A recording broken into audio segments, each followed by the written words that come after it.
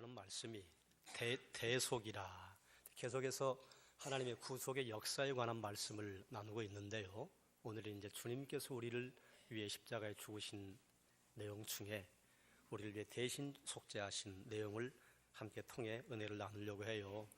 에덴 동산에서 아담의 범죄로 말미암아 죄가 시작되었습니다. 이미 영적인 존재의 타락이 시작됐어요.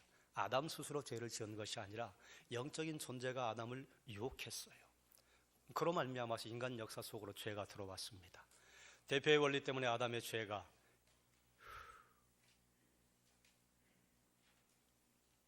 인류 전체의 죄가 되었습니다.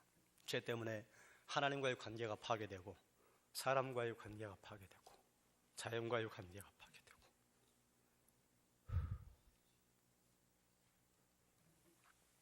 자신과의 관계가 파괴되었습니다. 인간의 범죄와 원죄로 말미암아서 죄가 점점 가득 차게 되고 그리고 세상은 어두워져 갑니다. 안타깝게도 인간의 힘으로는 스스로 구원할 능력이 없어요.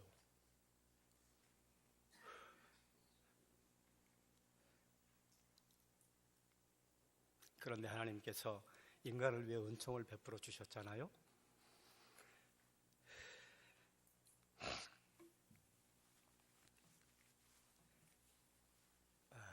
인간의 육체의 죽음을 유보하시고 메시아를 보내기로 하셨습니다. 아담이 하나님의 명령을 어김으로 말미암아 하나님과의 관계가 깨지고 말았어요. 관계가 깨졌다고 하는 것은 전제하는 게 있습니다. 그게 뭔가 하면 관계가 있었다는 거예요. 그리고 그 관계 안에는 의무가 있었습니다. 하나님과 아담 사이에 관계가 만들어졌는데 이것을 우리는 언약이라고 해요. 그래서 언약에 관한 이해가 있을 때 하나님께서 우리를 구속하시는 것이 얼마나 값진 것인지 이해할 수 있어요. 그래, 당시에 모세가 성경을 기록할 그 사회에 종주권 계약이라고 하는 것이 있었는데 이걸 이해하면 언약에 대한 이해가 좀 쉽습니다. 종주권 계약은 이래요. 왕이 자기 땅의 일부를 다스리도록 제후를 한 사람 세우는데 신하를 불러요. 신하를 불러서 그 땅을 다스리도록 계약을 맺는데요. 계약을 맺을 때 계약서를 체결을 합니다. 그런데 그 계약서에는 어떤 내용이 들어가는가 하면 왕이 신하를 왜 불렀는지, 내가 왜 그대를 선택을 했는지 이유를 기록을 하고 그리고 왕의 의무사항을 적어요. 나는 제후국의 외부에서 적이 쳐들어오면 즉각적으로 가서 돕겠다. 그리고 보호하겠다. 신하에게는요, 세금을 납부할 의무와 왕에게 충성할 의무 몇 가지를 적습니다. 그리고 이 의무를 서로 지켰을 경우에 허락되는 축복, 그리고 그 의무를 저버렸을 때 맞게 되는 저주 기록을 합니다. 그리고 이제 종주권 계약 체결 의식을 하는데 의식은 이래요. 증인들을 많이 불러놓고 그리고 증인들 앞에서 짐승을 한 마리 잡아서 반으로 쪼갭니다. 쪼개놓으면 피가 낭자하게 흐르겠죠. 그 사이를 왕과 신하가 함께 지나가는 거예요. 그건 무엇을 의미하는가 하면 우리가 체결한 이 종주권 계약을 만약에 어길 시에 죽음으로 대신한다. 종주권 체결 의식은 그러므로 피의 언약이에요. 피의 맹세예요. 그런데 오늘날 우리가 계약을 하는 것은 이 시대와는 좀 달라요. 여러분 예를 들어서 건물을 가지고 있는데 건물을 이제 누구에게 전세를 주려고 해요. 전세를 주려고 하는데 그 부모님이 바쁘시다고 초등학생을 보냈어요. 그럼 그 초등학생하고 계약을 체결하실래요? 초등학생에게는 법적 권리가 없어요. 아직 미성년자잖아요. 계약은요, 물론 체결을 할 때 갑을 관계가 만들어져요. 그럼에도 불구하고 계약을 이행할 만한 능력을 가진 동등한 권리를 가진 사람들이 체결하는 게 계약입니다. 그런데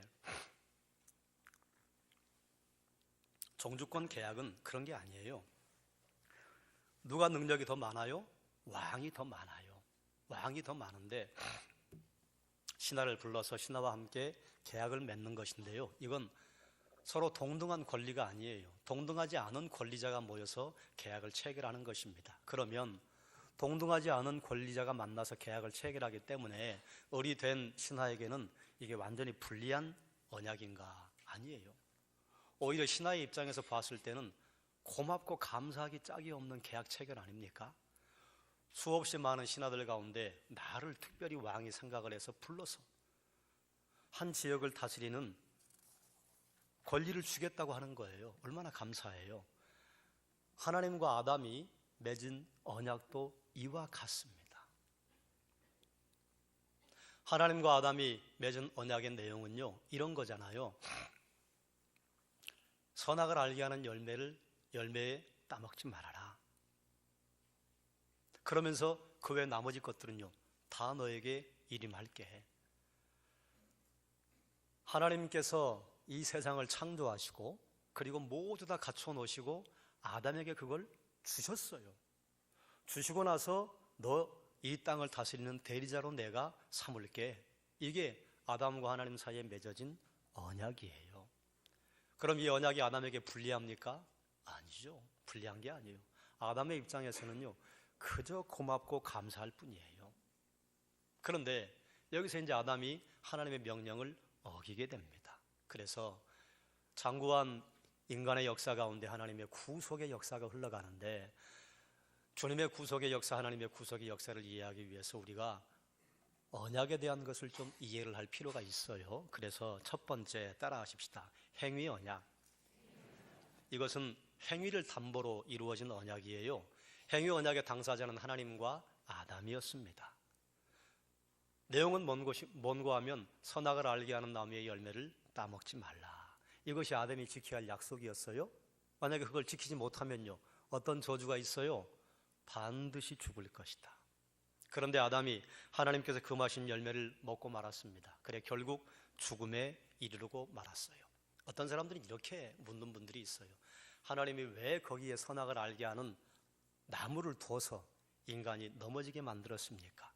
그러니 그 책임이 누구에게 있다고? 하나님께 있다고 말하는 사람들이 있어요. 그런데 여러분 한번 생각해 보세요. 만약에 아담이 하나님과 함께 맺은 이 행위 언약을 지킬 수 있는 능력이 없었음에도 불구하고 언약을 맺었다면 하나님은 나빠요. 그런데 그 언약을 지킬 수 있는 능력이 있는데 그 언약을 맺었다면 언약을 어긴 아담이 나빠요.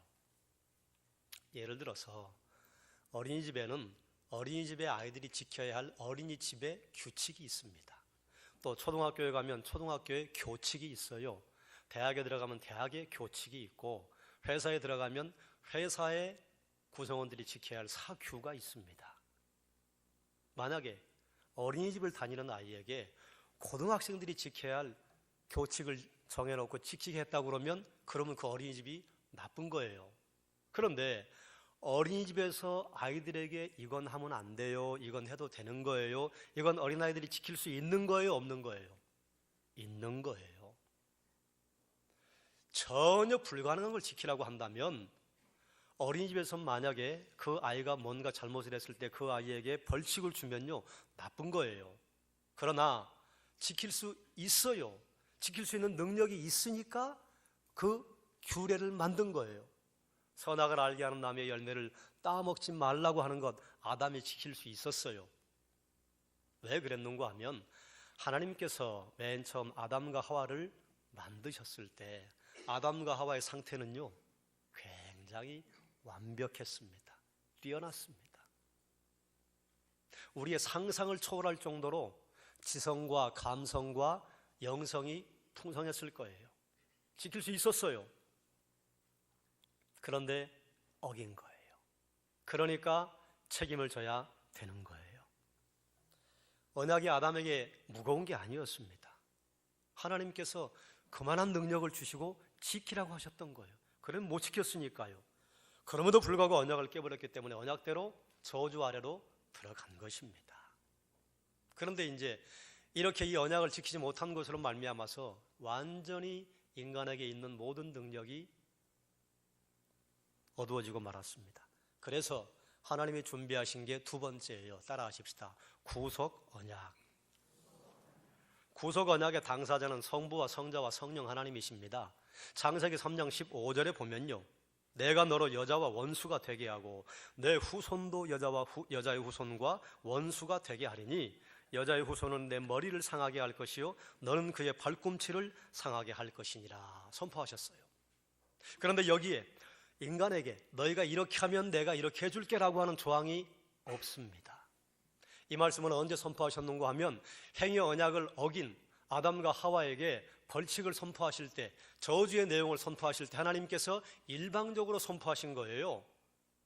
구속 언약은요, 당사자가 성부 하나님과 성자 하나님과 성령 하나님, 인간은 없어요. 성부 하나님께서 성자 하나님을 이 땅에 보내셔서 여인의 후손으로 나게 하시고 죽으시고 다시 부활하게 하셔서 만왕의 왕 만주의 주가 되게 하시기로 작정하시고, 성자 하나님께서는 아버지의 그 뜻을 따라서 순종해서 이 땅에 인간의 몸을 입고 내려오시기로, 여인의 후손으로 내려오시기로, 그래서 십자가에 죽으시고 부활하셔서 하나님께서 작정하시는 하나님 형상의 회복대로 사역을 하시기로 결정하시고, 성령 하나님께서는 성부 하나님의 뜻을 따라서 성자 하나님께서 이 땅에 내려가서 구속사역을 하실 때 성자 하나님에게 능력을 주시기로 서로 약속하신 것이 구속의 언약이에요. 구속 언약의 목적은요, 하나님과 깨진 인간 하나님 사이의 관계를 화목하게 하셔서 창조의 목적을 회복시키는 것이 있습니다. 창조의 목적을 회복시키는 게 뭔 줄 아세요? 하나님의 형상대로 사는 거예요. 우리가 하나님의 형상을 회복하고 하나님의 형상대로 살면요, 하나님께서 가지고 계신 생명이 내 것, 하나님이 가지고 계신 천국이 내 것, 하나님이 가지고 계신 영원함이 내 것, 하나님이 가지고 계신 거룩함이 내 것이 되는 것입니다. 하나님의 형상 안에 모든 것이 다 들어있어요. 하나님의 형상을 신약에서는 다르게 어떻게 표현을 하느냐, 따라하십시다. 하나님의 자녀. 그게 하나님의 형상이에요. 제 아들을 보면 아버지를 닮았어요, 안 닮았어요? 닮았어요. 여러분 자녀를 보면 아버지, 엄마를 닮았어요, 안 닮았어요? 닮았어요. 자녀라고 하는 건 뭔 말인 줄 아세요? 하나님의 형상이다, 그 말이에요. 예수 그리스도를 믿는 자마다 하나님의 자녀가 되는 권세를 주셨으니 아멘. 하나님의 형상이 회복되게 하신다, 그 말이, 이게 창조의 목적이에요. 그래서 이 구속 언약은요, 은혜로 주어지는 것입니다. 우리가 거기에 하나님과 언약을 맺은 게 하나도 없어요. 그래서 구속 언약은 은혜 언약의 기초가 돼요. 그래서 이제 우리에게 적용되는 언약이 무엇인고 따라하십시다. 은혜 언약. 하나님께서 구속 언약을 일방적으로 만드셨어요. 창세기 3장 15절 말씀을 일방적으로 선포하셨어요. 그런데 은혜 언약의 당사자는 누군가 하면 그리스도를 머리로 하는 하나님의 구원받은 백성, 하나님의 자녀들과 성부 하나님이세요. 행위 언약은 행위를 담보로 이루어진 것이었습니다. 그런데 은혜 언약은요, 일방적으로 부어주시는 하나님의 은혜를 담보로 한 것입니다. 이것은 인간의 행위를 통해서가 아니라 스스로 우리가 죄의 문제를 해결할 수 없는 것을 하나님께서 너무 잘 아시기 때문에 하나님 만드신 인간을 불쌍하게 여기셔서, 깨져버린 그 자녀들을 불쌍히 여기셔서 그들의 죄를 대신 처리하시고 살 길을 열어주시는 하나님의 은혜, 하나님의 호의, 하나님의 사랑 때문에 주어지는 것입니다. 그럼 그것으로 끝나는가? 아니요, 그걸로 끝나지 않아요. 그것으로 말미암아 구원받은 자들에게는요, 영적인 힘을 공급해 주신다고 하는 것이 은혜의 언약 안에 들어있습니다. 은혜의 언약에는요, 두 가지가 필요해요. 따라하십시다. 믿음과 순종. 하나님의 그 은혜의 언약을 어떻게 내 것으로 받아들이는고? 믿음으로 받아들여요. 그러니까 우리가 믿음으로 받아들이고 하나님께서 나에게 하나님의 형상을 드러내며 살 수 있도록 능력을 주신다고 하셨는데, 이것은 무엇을 통해 이루어지는가 하면 그리스도의 말씀, 하나님의 말씀, 주의 말씀을 따라 살려고 순종을 할 때에 우리에게는 하나님의 형상이 놀랍게도 드러납니다. 그걸 갈라디아서는 뭐라고 하느냐? 사랑과 희락과 화평과 오래 참음과 자비와 양성과 충성과 온유와 절제의 열매를 맺는다. 성령의 열매가 우리를 통해서 드러난다, 그 말이에요. 믿음을 통해 말씀을 따라가면요, 복음의 계명에 순종할 수 있는 힘과 능력을 공급받습니다. 그래서 은혜의 언약에는요, 성도의 믿음과 순종이 요구되는 거예요. 오늘 우리가 읽은 로마서 5장 10절이요, 곧 우리가 원수 되었을 때에 그의 아들의 죽으심으로 말미암아 하나님과 화목하게 되었은즉 화목하게 된 자로서는 더욱 그의 살아나심으로 말미암아 구원을 받을 것이니라. 아멘. 예수님께서 우리의 죄를 위해 십자가에 죽으시고 우리의 죄값을 대신 지불하신 것을 믿음으로 받아들이는 거예요. 그리고 주의 말씀을 따르는 순종으로 하나님의 형상을 이루어가는 것입니다. 그런데 우리가 여기서 한 가지 좀 살펴볼 게 있어요. 여러분의 믿음 하나님 앞에 자랑할 만합니까? 자랑할 만하지 못한 것입니까? 우리가 그 은혜로 말미암아 구원을 얻었으니 이는 우리의 행위에서 난 것이 아니요 이것은 도무지 자랑하지 못하게 하려 함이라. 제가 전에 이런 말씀을 여러분에게 한번 드린 적이 있어요. 어떤 친구가 저에게 1억을 주겠다고 했어요. 우리 반응이 세 가지예요. 아이고, 농담하고 있다. 저 거짓말쟁이. 세 번째는요, 그래, 고마워. 잘 쓸게. 그러면 나에게 1억을 준 그 친구에게, 야, 친구야, 고맙지. 네가 나에게 1억을 준다고 했는데 내가 그 1억을 받아줘서 너 고맙지. 이렇게 말할 수 있어요? 내가 그 친구에게 1억을 받은 건 무엇 때문이에요? 나를 충분히 도와줄 수 있는 친구이고, 그리고 이걸 내가 써도 나에게 나중에 해로운 행동을 하지 않을 만한 평소에 신뢰가 있기 때문에 받은 거예요. 우리가 예수 그리스도께서 나를 위해 십자가에 죽으셨다고 하는 걸 우리가 믿었어요. 그럼 그 믿음이 누구 때문에 생긴 거예요? 하나님의 신실하심, 예수 그리스도의 신실하심 때문에 생긴 거예요. 그 믿음이요 자랑거리가 아니에요. 그 믿음은요 오직 하나님께서 내게 주신 선물인 거예요. 그래서 믿음조차도 나의 자랑거리가 아니에요. 하나님의 은혜인 거예요. 그러니 내가 주님을 믿어 구원받고 주님을 믿어 하나님의 자녀가 되고 주님을 믿어 영생 얻은 것이요 오직 하나님의 은혜라. 주님께서 십자가에 죽으셔서 우리를 위해 속죄하신 그 속죄예요. 속죄의 본질이 무엇인가? 그러면 우리가 하나님께서 날 구원하신 그 사랑 앞에 더 아마 감사할 수 있을 거예요. 첫째, 따라하십시다. 희생. 주님께서 예수 그리스도의 십자가에 죽으사 우리를 위해 속죄하신 건요 희생입니다. 희생의 내용은 무엇인가 하면 구약시대에 어떤 사람이 죄를 지으면 재물을 가지고 제사장 앞에 가요. 능력이 되는 사람은 송아지를, 능력이 안 되는 사람은 양을, 염소를, 그보다 능력이 안 되는 사람은 비둘기, 그것도 안 되는 사람은 곡물을 가지고 제사장 앞에 가요. 그리고 제사장 앞에서 그 희생 제물의 머리 위에 손을 얹고 자기 죄를 고백합니다. 그럼 이게 어떤 상징적인 의미가 있는가 하면 죄를 지은 사람의 죄가 이 제물에게 옮겨가는 의미가 있어요. 이걸 죄의 전가라고 해요. 그러면 이제 기도가 끝나면 그 제물은요 하나님의 진노를 받아서 피를 흘리며 죽습니다. 짐승은 죄를 지은 게 없어요. 이 사람이 죄를 지은 거예요. 그런데 어떤 사람의 죄를 대신 지고 그 형벌을 대신 받는 것, 그게 희생이에요. 희생의 특징은요 희생을 지고 가는 제물에게는요 죄가 없어요. 그런데 죄를 짊어지고 가는 거예요.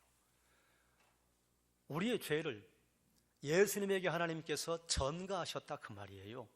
그래서 우리가 받아야 할 형벌, 우리가 져야 할 죽음의 무시무시한 벌을요 예수 그리스도에게 지게 하셨다. 이게 희생이다 그 말이에요. 주님에게 죄가 있어요 없어요? 없어요. 우리에게 죄가 있어요 없어요? 있어요.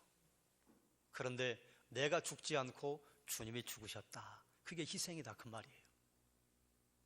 두 번째, 따라해요. 화목. 인간의 범죄로 말미암아 하나님과의 관계가 깨졌습니다. 관계가 깨지면요 두 가지가 생겨요. 적대감이 생기고 괄호 열고 반감 괄호 닫고, 그리고 거리감이 생겨요. 예를 들어서 뭐 청소년 시절에, 뭐 꼭 청소년 시절만 아니고 철든 다음에도 그런 잘못을 하는 자녀들이 있긴 합니다만, 아버지에게 반감이 생겼어요. 아버지가 싫어졌어요. 그러면 아버지가 하는 말이 싫어집니다. 아버지의 그림자도 보기가 싫어집니다. 그러면 아버지에게 지적으로, 감정적으로, 의지적으로 역행하는 행동을 하고 싶어 해요. 그리고 아버지와 일정한 거리를 둡니다. 하나님과 인간 사이도 마찬가지예요. 하나님과 인간 사이에 죄로 말미암아서 관계가 깨지면서요, 하나님에 대한 것을 사람들은 본능적으로 싫어합니다. 그런데 가만히 생각해 보면요, 하나님이 싫은 걸 준 게 있어요? 예수님께서 싫은 걸 준 게 있어요? 없어요. 그런데 하나님을 싫어해요. 간섭하지 말라 그 말이죠. 왜 나에게 이래라 저래라 하느냐 그 말이죠. 그래서 하나님께서 인간과의 관계를 해결하시기 위해서 예수님을 십자가에 못 박혀 죽게 하시고, 그것 때문에 죄의 문제가 해결이 되었다고 하나님 보시고, 하나님의 마음속에 있는 분노와 인간의 마음속에 있는 하나님을 향한 반감, 하나님께서 해결해 주셨어요. 그래서 거리감을 해결해 주시고 적대감을 해결해 주시고, 그 결과 하나님과 인간이 손을 잡도록 중간에서 하나님과 사람 사이의 중재자 역할을, 중보자 역할을 해주신 거예요. 우리와 하나님과의 관계가 회복된 것은 그러므로 하나님의 일절 은혜에 불과한 것이요. 그런데 하나님과의 관계가 해결이 되었는데 놀라운 일이 일어납니다. 인간의 죄로 말미암아 하나님과의 관계가 깨지고, 사람과의 관계, 자연과의 관계, 나 자신과의 관계가 깨지고 말았는데요, 하나님과의 관계 하나가 회복되었더니 사람과의 관계가 회복됩니다. 예전에는 다른 사람에게 원수진 일이 생기면요, 죽을 때까지 철천지 원수예요. 아니, 죽을 때까지만 원수가 돼도 좋아요. 자식에게 되물리며 얘야, 예비의 원수를 갚아다오, 뭐 이러면서 계속 되물림해요. 그런데 예수가 내 마음속에 들어오면요, 이런 깨달음이 생기는 거예요. 나를 위해 십자가에 죽으신 주님, 너를 위해도 죽으셨는데 주님이 너를 정죄하지 않으시는데 내가 어찌 정죄하지? 이런 마음이 생긴다 그 말이에요. 그래서 사람과의 깨진 관계가 회복이 돼요. 자연과의 깨진 관계도 회복이 돼요. 하나님과의 관계가 회복되지 않은 사람들은요, 자연을요 훼손의 대상으로 봅니다. 아무렇게나 해도 되는 걸로 생각해요. 그런데 하나님께서 나를 구원하신 눈으로 보면요, 하나님께서 피조세계를 왜 만드셨어요? 나에게 돌보라고 만들어 주셨어요.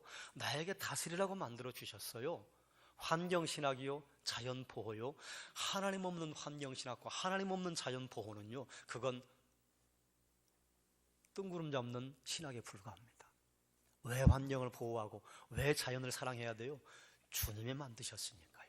하나님이 만드셨으니까요. 그러면 이전에는 훼손의 대상으로 보았던 자연이요, 이제는 다르게 보이는 거예요. 나도 만드신 하나님이 너도 만드셨구나. 내 안에 하나님의 형상을 두신 하나님께서 너에게도 아름다움을 주셨구나. 그러면 예와 대화가 가능합니다. 아시시의 프란시스는요, 새들과 대화를 했다고 하잖아요. 그래서 수많은 사람들이요, 이건가 봐, 정신이 나갔나 봐. 여러분, 사물과 대화가 가능합니다. 하나님의 눈으로 보면요, 하나님의 마음으로 보면요. 이건 멍뚱한 소리, 귀신 들린 소리가 아니에요. 함부로 해서는 안 되는 거예요. 하나님과의 관계가 회복이 되었더니 나와의 관계도 회복이 돼요. 하나님에 대한 사랑이 없으면요, 아이고, 나에게 불만이 많고 불평이 많고 나는 이것도 부족하고 저것도 부족하고. 그런데 하나님과의 관계가 회복이 되면요, 나를 보는 안경이 하나 생기잖아요. 뭐예요? 따라해요. 나는 하나님의 작품입니다. 또 따라하셔요. 나는 하나님의 형상입니다. 그러면 그 형상을 내가 함부로 할 수 있어요? 없어요? 없어요. 그렇게 하면 안 되는 거예요. 그래서 내 목숨이 내 게 아닌 거예요. 그래서 내가 내 목숨을 함부로 끊을 수 없어요. 왜요? 그건 내 거 아니니까요. 내가 땅 파가지고 얻었으면 끊어도 돼요. 그런데 내가 땅 파가지고 얻은 게 아니에요. 그냥 얻었어요. 거저 얻었어요. 이건 거저가 아니에요. 누군가 주신 분이 있는 거예요. 성경은 그걸 누구라고 하셔요? 하나님께서 창조하셨다고 하는 거예요. 그러니까요, 나를 보는 눈이 바뀌어요. 나의 존귀함이 새로 생기는 거예요. 마지막으로 그리스도의 십자가요, 그리스도의 속죄요, 무엇이 본질이고 무엇이 의미인가 따라합니다. 대속은 노예 시장에서 발생하는 거예요. 대신 돈을 지불하는 게 대속이에요. 4명의 노예 가족이 예를 들어서 노예 시장에 나왔습니다. 이 노예 시장에 나온 4가족의 한결같은 소망은요, 한 집에 팔려가는 거예요. 엄마 따로 아빠 따로 아들 따로 딸 따로 팔려가면 이게 그야말로 가족이 찢어지는 거 아니에요? 그래서 엄마도 눈물을 흘리며 호소하고 딸도 눈물을 흘리며 저희 가족 찢어지지 않게 해주세요. 그런데 어디 사람들이 그래요? 호시탐탐 필요한 노예들만 사가려고 그러는데 마침 한 사람이 마차를 타고 오더니 그 4가족을 샀어요. 그리고 집으로 데려갔는데 웬일입니까? 집에 데려가서 깨끗하게 목욕을 시키고 옷을 갈아입힌 다음에 당신들 자유입니다. 그리고 자유를 약속하는 문서를 써줬어요. 그게 대속이에요. 우리는 모두 죄의 종이었습니다. 한 가족이지만요, 그 한 가족이요, 예수 믿는 가족도 그러지만 예수 믿지 않는 가족은요, 아버지는 아버지대로 죄짓고 엄마는 엄마대로 죄짓고 아들은 아들대로 죄짓고 딸은 딸대로 죄지어요. 죄의 종노릇해요. 죄의 종노릇하고 예수가 없는 가정은요, 울타리는 하나로 살고 있는 것 같으나 사실은 이미 깨진 가족이요, 깨진 형상이요, 깨진 사람들 아니에요. 한 집에 사는데 다 죄에게 종노릇하고 죄에게 팔려다녀요. 그런데 주님께서 그 죄의 속전으로 자신을 내주셨어요. 그래서 죽음의 종노릇 할 수밖에 없는 우리를 하나님께서 해결하시고 죄의 문제를 해결하셔서 자유를 선포해 주신 것이 십자가와 부활입니다. 그게 그리스도의 속죄예요. 우리가 지불한 게 있어요, 없어요? 없어요. 공짜입니까, 아닙니까? 공짜 아닙니다. 우린 자칫 복음을 공짜라고 생각해요. 왜요? 나는 한 것 없이 받았으니까요. 한 것 없이 받았는데요, 누군가 대신 지불했어요. 그래서 복음은요, 값싼 게 아니에요. 복음은 너무너무 귀한 거예요. 왜요? 예수께서 속전이 되셔서 우리에게 하나님의 자녀가 되는 길을 열어주신 게 복음이라 그 말이에요. 그러면 무엇 때문에 그리스도께서 우리를 속죄하셔요? 무엇 때문에 우리에게 살 길을 열어주시고 무엇 때문에 우리에게 자녀가 될 길을 열어주셔요? 따라하십시다. 하나님의 사랑 때문입니다. 사랑밖에는 설명할 길이 없습니다.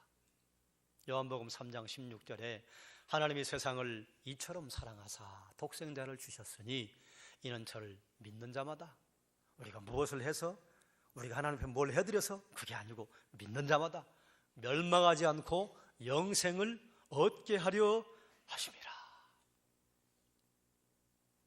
여러분, 부모가 자녀에게 뭘 해주는데 이유가 있어요, 없어요? 가끔 그렇게 하기도 해요. 야, 너 청소하면 아빠가 용돈 줄게. 이건 청소 안 하면 용돈을 안 주겠다는 거예요. 용돈을 줄 테니까 그렇게 하라는 거예요. 용돈을 주겠다고 하는 의미가 더 많아요. 모든 부모님들은 자녀들에게 못 해줘서 마음이 아프잖아요. 왜 그래요? 이유가 없어요. 부모의 사랑 때문이에요. 부모의 사랑을 논리적으로 어떻게 설명하죠? 설명할 수 없어요.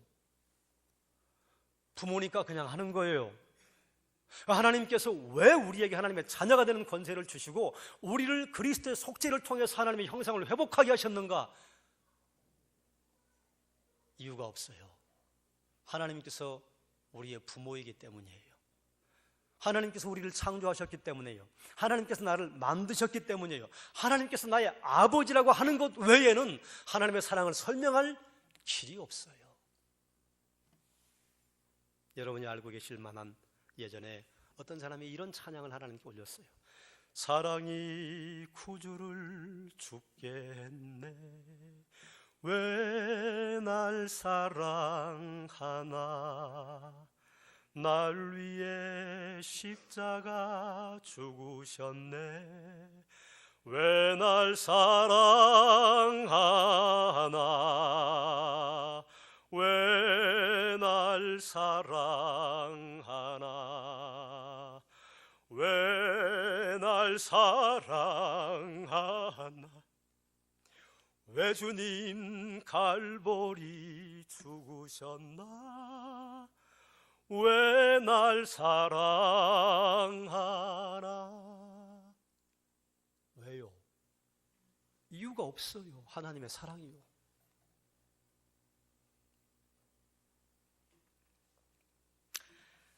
아담이 에덴 동산에서 하나님과 언약을 한 행위 언약을 깨버리고 범죄한 것보다 더 큰 범죄는요, 그럼에도 불구하고 회복시킬 길을 우리에게 무슨 짐을 하나라도 부과하지 않으시고 살 길을 열어주시고, 얘들아 믿기만 해라, 그러면 너희 회복된다, 그러면 너희 하나님의 자녀 된다.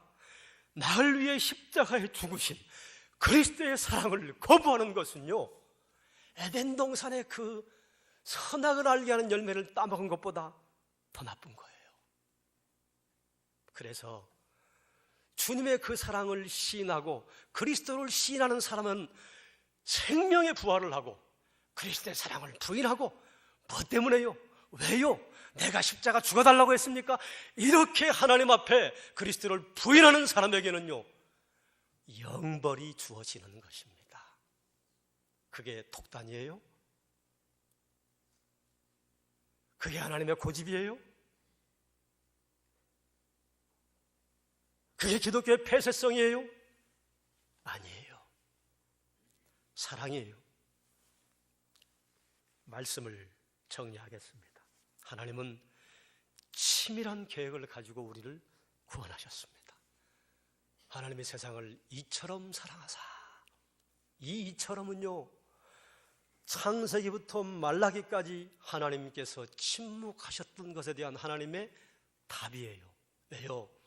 말라기에서 이스라엘 백성들이 이렇게 말했어요. 내가 너를 사랑한다. 그걸 어떻게 사랑했는데요? 너희는 왜 내 마음을 아프게 하니? 우리가 어떻게 하나님 마음을 아프게 했는데요? 너희는 왜 내 것을 도둑질하니? 우리가 하나님 도둑질한 게 뭐가 있다고 그러세요? 이렇게 하나님께서 사랑한다고 하는 것에 대해서 이스라엘 백성들이 계속해서 이기죽거리면서 하나님의 마음을 아프게 했을 때 하나님이 말문이 닫혔어요. 그런데 400년이 지난 다음에 어떻게 너희를 사랑하냐고? 이렇게 사랑해. 하나님이 세상을 이처럼 사랑하사 독생자를 주셨으니 이게 내 사랑이야. 하나님의 사랑은 에덴 동산에서부터 말라기 선지자가 하나님 말씀을 선포하는 것을 그치고 세례 요한이 이 땅에 와서 하나님의 사역을 시작할 그때까지 역사를 계속한 하나님의 사랑이에요. 그게 이처럼이요. 하나님은 치밀한 계획을 가지고 우리를 구원하셨습니다. 행위의 언약에 깨졌음에도 불구하고 일방적으로 구속의 언약을 약속하시고 우리에게 그 은혜의 언약을요 또 값없이 주셨어요. 못하면 구원해 줄게, 이런 말씀을 하신 적이 없어요. 믿기만 하면 우리를 죄에서 구원하셨어요. 하나님의 일방적인 은혜입니다. 성자 예수님께서 십자가의 죽으심으로 속전을 치루어 주시고 희생하시고 하나님과 화목하게 하셔서 얻은 생명, 그게 영생, 새로운 생명이요. 그러므로 이전 것은 지나갔으니 보라, 새 것이 되었도다. 그러므로 십자가에 죽으신 그리스도의 사랑을 거부하는 것은 처음 창조의 목적을 떠나 에덴에서 범죄했던 그 범죄보다 더 큰 것입니다. 하나님이 왜 나를 이처럼 사랑하십니까? 부모가 자녀를 왜 그렇게 사랑합니까? 이유요? 없어요. 내 자녀니까. 하나님 왜 날 그렇게 사랑하세요? 하나님 나의 아버지라고 하는 것밖에는 답이 없습니다. 사랑하는 여러분, 그게 대속이요. 그런 말미암아 우리는 하나님께서 허락하시는 영생을 얻고 능력 있는 삶을 살게 되었습니다. 여러분, 주님과 매일 동행하십니까? 주님과 매일 함께 가십니까? 주님의 그 사랑에 여러분 매일 감격하고 감사하십니까? 그 십자가를 자랑스러워 하십니까? 십자가를 부끄럽게 생각하십니까? 내가 예수 믿는 것이 여러분에게 자랑거리입니까? 예수 믿는 것이 때에 따라서 바뀌는 카멜론처럼 옷을 갈아입는 것입니까? 십자가는 우리의 문제가 모이고 우리의 고난이 모이고, 그런데 역설적이게도 모든 문제와 고난의 해결이 모이는 자리가 십자가. 그걸 통해 속전을 지불하시고 나에게 자유를 주시고 생명을 주신 그 주님 앞에 우리의 남은 생 그리스도인답게 영광의 도구로, 거룩한 도구로 사용되셔 하나님의 형상을 이루어 살아가시기를 주님의 이름으로 축원합니다. 기도하겠습니다. 하나님, 그저 감사할 것밖에는 없습니다. 십자가 때문에 주님이 속전을 대신 지불하신 것 때문에 하나님의 형상이 회복되어 하나님의 자녀가 되는 복을 누리고 있습니다.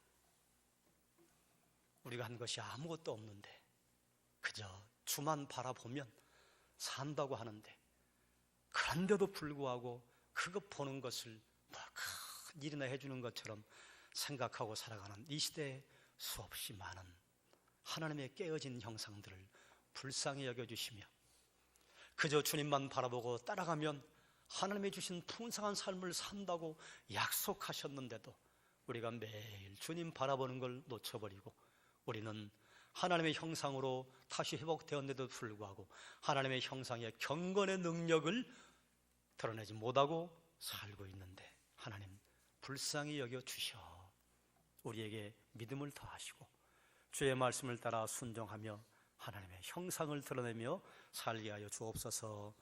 예수님의 이름으로 기도드리옵나이다. 아멘.